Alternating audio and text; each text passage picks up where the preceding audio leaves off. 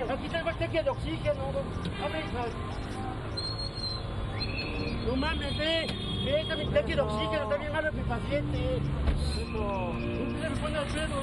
No me hagas así. No te dejo pararte sobre los pies. No lo torrentito, no lo enfermé.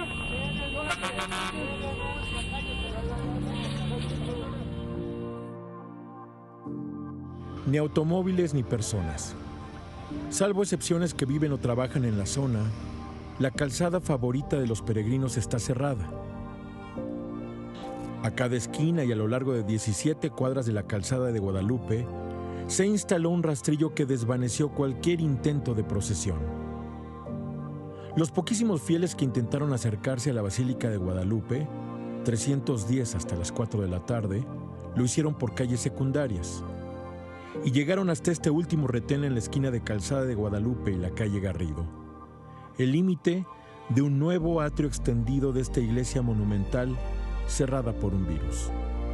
Y se siente uno como con un vacío, ¿no? De que, pues, se imagina al verla ahí, al pasar ahí en la banda ahí que pasamos junto a ella y pues en esta ocasión no. De una peregrinación de 100 personas que hacen el viaje cada año desde Tlaxcala, hoy solo llegó el señor Clemente y 4 más. También llegó un solitario peregrino desde Coajimalpa en bicicleta y una familia que manejó desde el oriente del Estado de México solo para persinarse. Todos sabían que la basílica estaba cerrada, pero aún así lo intentaron.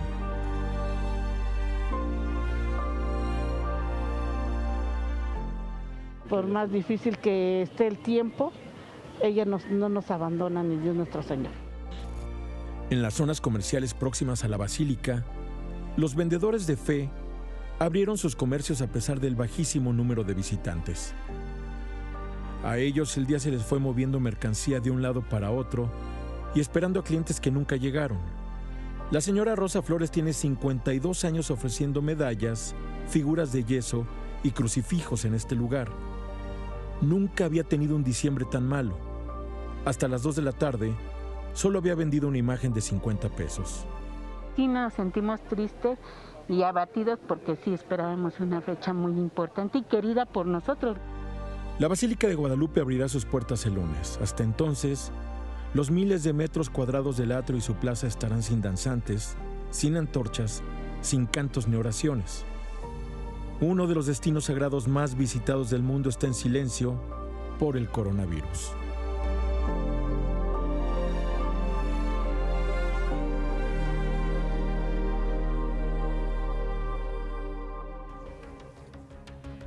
Buenas noches. No hay nada que agregar a esta crónica de Marco Antonio Silva. Es el diciembre del coronavirus, el diciembre sin guadalupana. Eso sí, un diciembre donde incluso los más renuentes se convierten a la razón. ¿Recuerdan, por ejemplo, que en febrero decían que el coronavirus no era grave? Pues esto es lo que dicen hoy. Identifiquemos que la epidemia no se ha acabado, que la epidemia es perfectamente real, que la epidemia es una enfermedad infecciosa que puede causar la muerte y es una muerte muy desafortunadamente tormentosa. La pandemia es real y la pandemia puede causar muertes y muertes dolorosas. Tomó 9 meses en el doctor López-Gatell en expresar estas frases que acabamos de ver con esta claridad, con esta fuerza. Por supuesto que es una enfermedad, es una infección, es una pandemia muy grave que ha cobrado muchas vidas y además, y aquí lo hemos visto en estos meses, vidas de manera, muchas de ellas de manera muy dolorosa. Este es el dato reconocido por las autoridades de mexicanos que han muerto, muchos de ellos de manera muy dolorosa por coronavirus. En las últimas 24 horas, 671, y esto eleva el total a 112.326 personas reconocidas por la autoridad. Hay cálculos que llevan esta cifra 2 veces más arriba. Por eso quedará para siempre el gran signo de interrogación, la pregunta de cuántas de esas muertes se habrían evitado si el doctor López-Gatell hubiera hablado en un principio como lo hizo hoy. Pero en un principio, el doctor López-Gatell decía esto. No se necesita tener hospitales designados. Esto es importante también. Hay mucha mitología en lo que hemos escuchado en la prensa internacional de que se necesitan construir hospitales especiales o tener centros exclusivamente para el coronavirus. No. El coronavirus nuevo 2019, como lo hemos dicho desde el inicio y sigue siendo vigente esta realidad, se comporta como una enfermedad respiratoria de moderada a baja gravedad. Es más leve que la influenza estacional. Seguimos en la temporada de influenza, se va a acabar en el hemisferio norte hasta marzo o abril, y el coronavirus nuevo ha cobrado mucha notoriedad porque es una enfermedad emergente, pero la proporción de graves, la proporción de muertes son semejantes o incluso menores a la influenza. No se necesitan hospitales especializados. Hace exactamente 9 meses, lo que pensaba el doctor López-Gatell con el presidente López Obrador ahí atrás de él, y lo que piensa el doctor López-Gatell el día de hoy, 11 de febrero, 10 de diciembre, 9 meses. ¿Por qué el gobierno federal, por qué el científico encargado de proteger a México, porque finalmente esa es su tarea, proteger a México contra el coronavirus, por qué pensaba así? ¿Con qué información tomó las primeras decisiones? ¿Quiénes lo asesoraron? Por fortuna, y si se puede decir que es por fortuna, 9 meses después, el doctor López-Gatell ha rectificado y ha rectificado con claridad.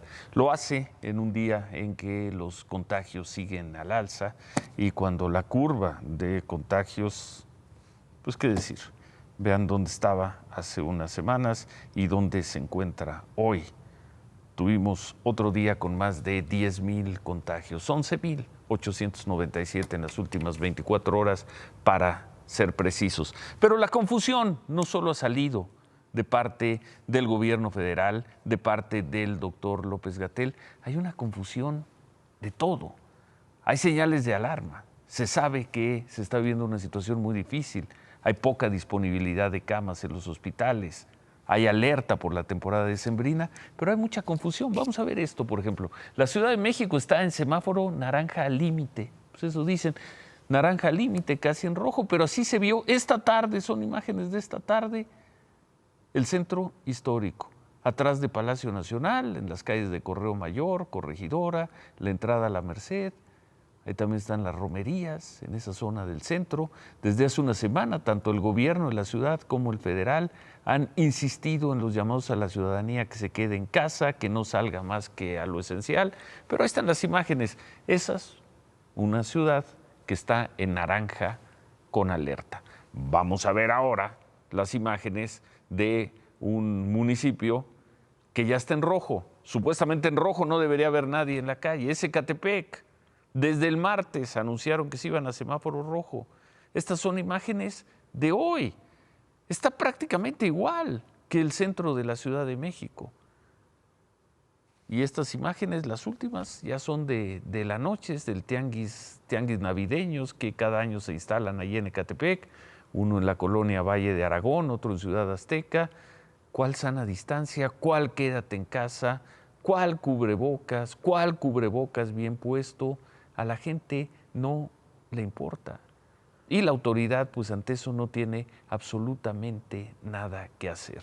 Vimos un ejemplo, el centro de la Ciudad de México, semáforo naranja, y ahí está Ecatepec, semáforo rojo.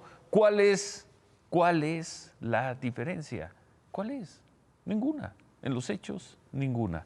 Regresamos a la Ciudad de México, 1,5 kilómetros de aquí, antes del partido de la final, Pumas contra León. Pese a los llamados, se le pidió a los aficionados de los Pumas que no fueran al estadio. ¿Y por qué no? Si es la final. Se los pidió la autoridad, se los pidió la delegación, se los pidió el club, se los pidió la jefa de gobierno. Les vale gorro. Ahí estaban, afuera del estadio. Por supuesto que es más importante ir a gritar afuera del estadio para los Pumas, en favor de los Pumas, echar porras, cantar, o tomar las medidas del coronavirus. Tampoco se le puede pedir a la autoridad que haga milagros. Ahí veíamos unas personas con chalecos verdes de protección civil, pues ¿qué pueden hacer frente a eso? Bueno, y veíamos al inicio del programa el operativo montado alrededor de la Basílica. Fue exitoso, lo que hicieron unos 5,000 trabajadores del gobierno. Entre policías vimos cómo empujaron ahí un policía al inicio del programa, elementos de protección civil, personal de la alcaldía Gustavo Amadero, y se reporta que no más de 400 personas, cuando la afluencia en esta temporada rondaba los 10 millones de pesos. Hoy 400 personas son las que se trataron de acercar a la Basílica y toparon con puertas cerradas. El operativo, lo repetimos, seguirá hasta el domingo. No será sino el lunes cuando se reabran las puertas.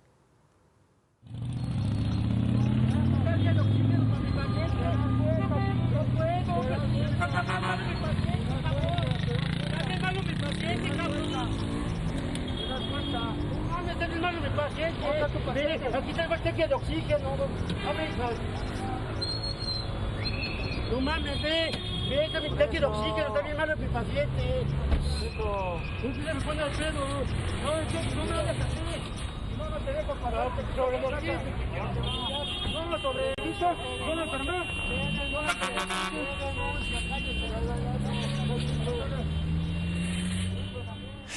Repetimos la imagen para ver cómo, bueno, seguramente el señor que manejaba este auto y que mostró un tanque de oxígeno, seguramente tenía un familiar al que debía llevarle el oxígeno, pero también la presentamos para que se vea cómo se trata la autoridad. Ese policía estaba cumpliendo órdenes, está tratando, y aunque no lo parezca, de proteger a los ciudadanos contra el coronavirus, y así se les trata también a los policías que ya vimos ante casos así. No es mucho lo que pueden hacer. Eso en la Ciudad de México. Vamos a ver esto en el municipio de La Romita, en Guanajuato. Una celebración a la guadalupana en una colonia de ahí que se llama la colonia La Palma. Fue dispersada, ahí sí, a balazos por policías municipales. Hubo 4 personas lesionadas, hubo personas golpeadas por los vecinos que se negaban a terminar, quienes se negaban a terminar la celebración. Se retiraron, no se detuvo a nadie, pero allá sí hubo balazos. Defiéndele una vez, denle su madre una vez, hombre, pues ya está, ¿qué?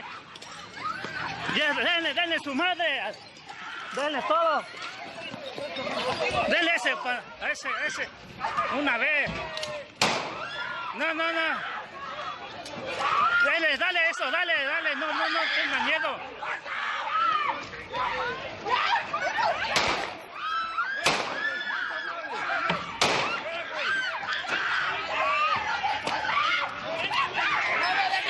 Una vez. Quítale la pistola. Mira, ¿por qué? Pártele su madre, primo. Pártele su madre al hijo.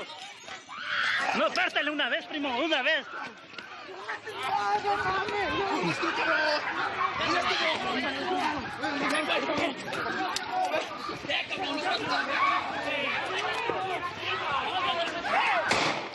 Párteles. Dale una vez, primo. Una vez, hombre, ching. No, perra, no. Este es el que lo golpea.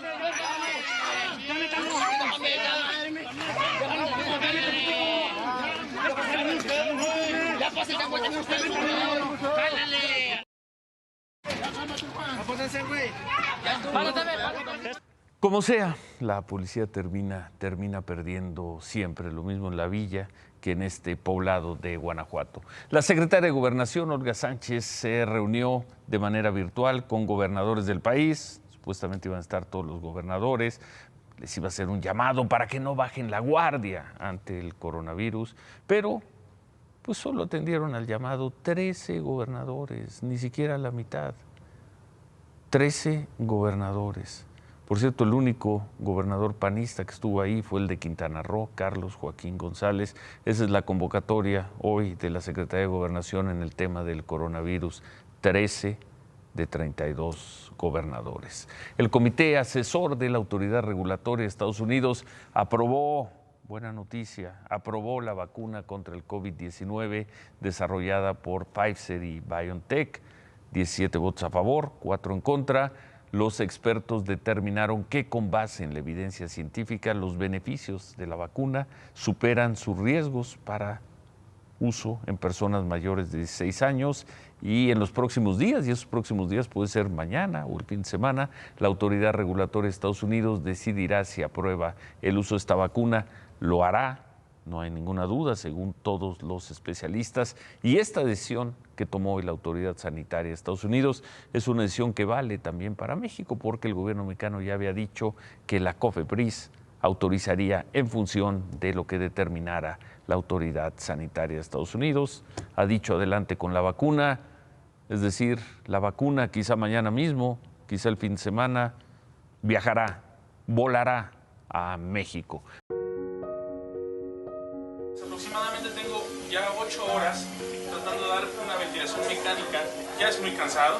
Agradeceríamos con su atención que nos pudieran proporcionar sus dispositivos de automatizadores.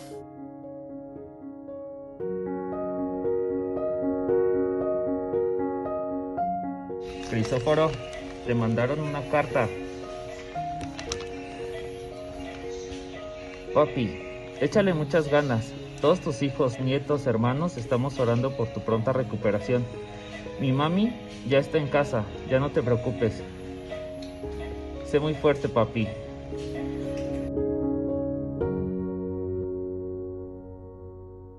Los doctores y enfermeros que se jugaron la vida, que le leían cartas, además de una manera muy amorosa, a los enfermos graves, los que se jugaron todo para dar un testimonio de las malas condiciones en las que estaban trabajando, como el doctor Jaciel.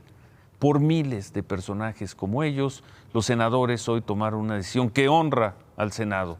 Decidieron otorgar la medalla Belisario Domínguez al personal de salud que atendió y que atiende a los enfermos de COVID. La ceremonia de entrega se va a llevar a cabo a principio del próximo año. Un médico, enfermera o enfermero será el encargado de recibir el reconocimiento a nombre de sus compañeros. Gracias, doctor Jaciel. Gracias, enfermeras. Gracias, doctores. Y felicidades hoy, esta noche, al Senado. En otras cosas, esta semana hemos presentado el caso de Azucena Calvillo, la doctora, que fue detenida en Durango, presuntamente por tratar de matar a un paciente, y ese paciente era un magistrado de nombre Héctor Emanuel Silva. La Fiscalía del Estado señala que la doctora habría desconectado el respirador que tenía el magistrado, que estaba enfermo de COVID. Esta noche, medios locales de Durango, repito, medios locales de Durango, difundieron este video que mostraría lo que supuestamente ocurrió la madrugada del domingo y que serían las pruebas de la Fiscalía contra la doctora Calvillo. Quienes narran el video serían trabajadores del hospital donde se dieron estos hechos, el Hospital General de Zona número 1 del Seguro Social. Mira, si fue la doctora Calvillo. No, sí es, mira, vela, Sí fue la careta que amarilla, el ventilador. La colita en el cabello. Sí es. Sí, ella lo desconectó, ni para qué. Sí. Mira, ahí sale la compañera. Yo creo que fue cuando empezó a hacer ruido el ventilador, porque vela cómo está sacada de onda. ¿Por qué corre? Mira, no sabe ni qué. Como que le habla. Mira, ahí va caminando como camina ella. Ah, sí, se le y ve ahí la está pierna. Jaime, mira. Le está preguntando la compañera a Jaime por ella, yo creo.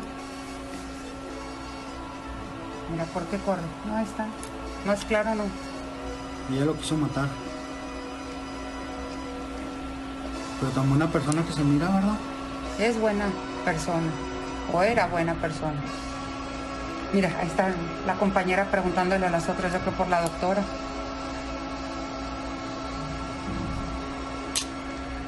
Ahora, ¿por qué la doctora sale inmediatamente del cubículo? Mira, ya va corriendo, mírala. Ahí va. Sí es, vele el tamaño. Sí es. La pierna. Difundido por los medios locales allá en Durango. Compañeros de la doctora de Azucena Calvillo han acusado que este video no es una prueba contundente contra la doctora. Dicen que nunca se ve el rostro de la doctora de Azucena y que quien sí se ve tiene una estatura distinta, algo que ya nos había dicho el abogado de la doctora anoche. Por cierto, hoy volvimos a hablar con su abogado, con el licenciado Luis Covarrubias, y nos dijo que compañeros de Azucena no han querido declarar a su favor por miedo a represalias que pudieran tener por parte del Seguro Social, pese a que el Seguro Social ha dicho que hará que prevalezca la razón jurídica y ha cuestionado el actuar de la Fiscalía de Durango. En otras cosas, un grupo de unos 40 jóvenes, quienes dijeron ser estudiantes de la Normal de Ayotzinapa, tomaron otra vez, decía el presidente que ya no había toma de casetas. Bueno, pues estos jóvenes que dicen ser normalistas de Ayotzinapa tomaron la caseta del Paso Morelos en la autopista Cuernavaca-Chilpancingo. Es el cruce en la salida hacia Iguala, en Guerrero. Ahí permitieron el paso libre de los vehículos, paso libre a cambio de una cooperación disque voluntaria. Colgaron mantas para exigir justicia por la desaparición de los 43 normalistas de esa escuela en 2014. Estuvieron ahí unas 4 horas y se fueron en un autobús que habían tomado prestado a una empresa privada. Nadie los molestó. Y hablando de los normalistas de Ayotzinapa, mientras se daba esto, hoy se dio la última reunión del año con el presidente López Obrador y los padres de los estudiantes desaparecidos. Estuvieron reunidos un par de horas en Palacio Nacional y ahí se hizo un balance de cómo van las investigaciones. De acuerdo con el abogado de los familiares, con Vidulfo Rosales, se les informó que se han cumplido alrededor de 40 órdenes de aprehensión, de un total de 80. Los padres pidieron al presidente que se le imputen cargos por la desaparición de los estudiantes, al capitán del ejército José Martínez Crespo, detenido pues, supuestamente por algo que tuvo que ver con estos hechos. Los padres no quieren que solamente se le acuse por delincuencia organizada. Vidulfo Rosales dijo también que el gobierno federal busca la forma para que el gobierno de Israel, eso dijo, que estaría trabajando el gobierno mexicano para que el gobierno de Israel expulse a Tomás Herón, el encargado de la Agencia de Investigación Criminal en el gobierno del presidente Peña Nieto.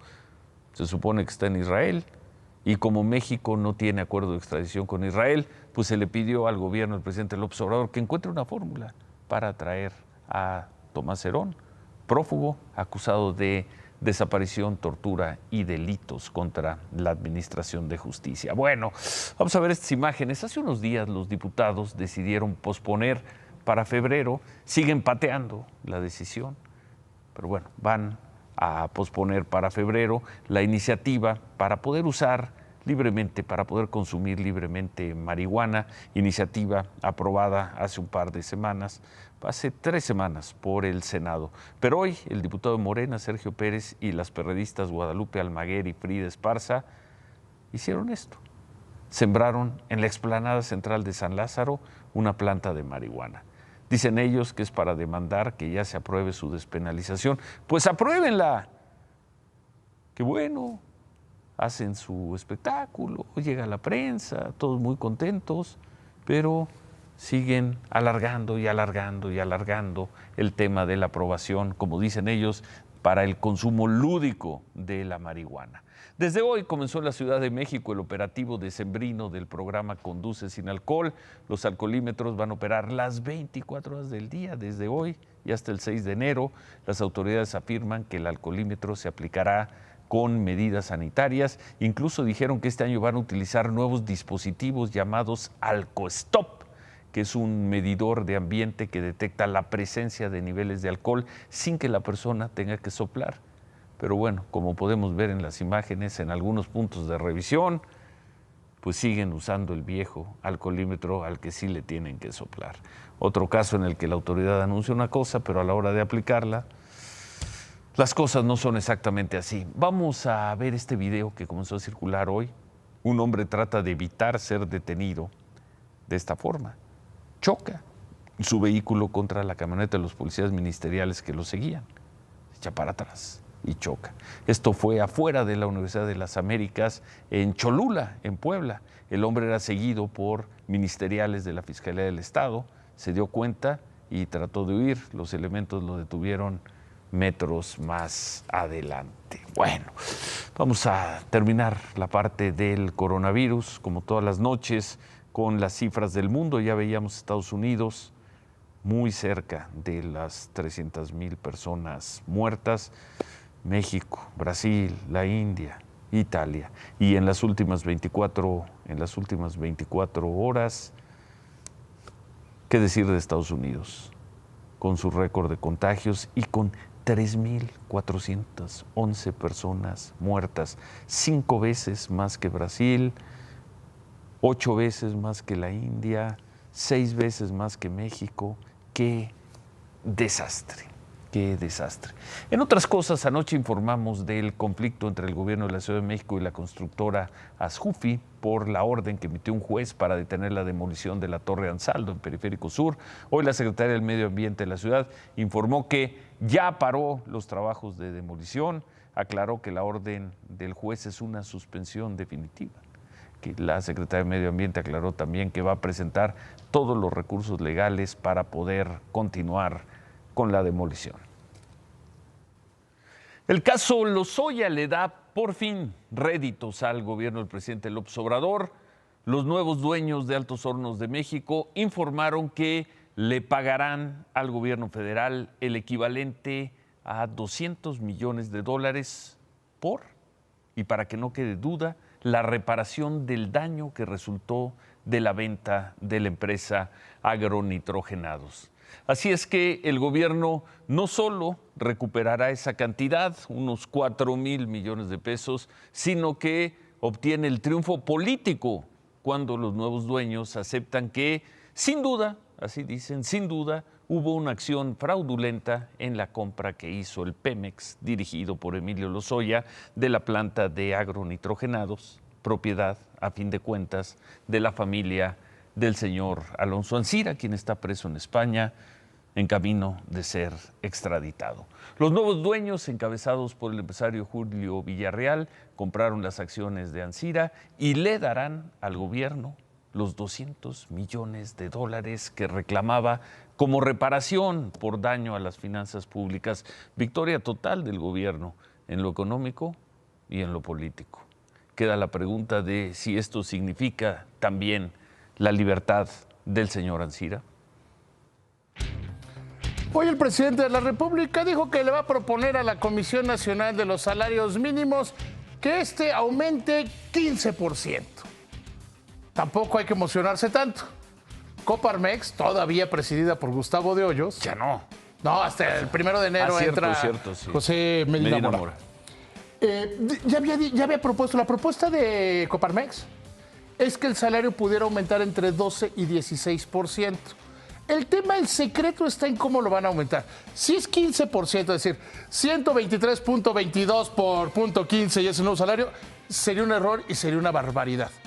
El chiste es cómo se ha venido haciendo esta recuperación del salario mínimo. Es aumento al salario mínimo, que sería todo el mundo más o menos suele estar de acuerdo en que sea la inflación, es decir, 4%, más un bono a los que ganan el salario mínimo en dinero en efectivo. Porque si haces 15%, el problema es que los salarios contractuales tendrás que aumentar los 15%. Todos los sindicatos lo menos que piden es... A ver, entonces 4 más dinero en efectivo y ese dinero para en efectivo... Para llegar a que fuera un aumento al 15%. O sea, así ha funcionado y así ha funcionado. Eso va a poner a circular mucho cash, ¿no? No, porque es como un bono dentro del sueldo. Sí. O sea, es un bono como dentro del sueldo. Y además hay un tema que es relevante. ¿Cómo le haces? ¿Llega tu transferencia o llegas al cajero? A los muy pocos que ganan el salario mínimo, cuando se hacen comparaciones de que somos el país de América Latina que gana, que estamos abajo y que estamos en los... Sí, pero somos uno de los países del mundo donde menos gente gana el salario mínimo. La mayoría de los trabajadores de menores ingresos ganan entre 2, 2,5 salarios. Está bien. Que tampoco y se va a lograr, mucho. se va a encontrar la fórmula. Pero es que la fórmula es lo que han venido siguiendo la Comisión. Coinciden el gobierno del presidente López Obrador y la Gustavo Coparmex, Díaz, que ya se va, lo cual es llamativo. Sí. Porque es la fórmula que se ha venido aplicando y que funciona. Es aumento del salario mínimo tal cual y el bono que se les va entregando para completar y llega como al 15 para los muy pocos que ganan el salario mínimo. Entonces tampoco hay que... Porque ya había unos que estaban muy espantados. El efecto que va a tener... ¿Mandé? Está bien. Bueno. No, está bien. Si lo hacen así, si no es aumento del 15% y que el gobierno diga lo aumentamos 15%, ahí sí las cosas se echarían a perder. Bueno, ¿No vas a decir nada de Altos Hornos? ¿Lo tienes de Lo remate? digo en el remate, Entonces, si quieres, o lo permíteme. como tú mandas. Permíteme. Remátala, David. Quizá Julio Villarreal y quienes compran Altos Hornos de México hacen una de las operaciones más fascinantes y quizá inéditas en la historia financiera del mundo.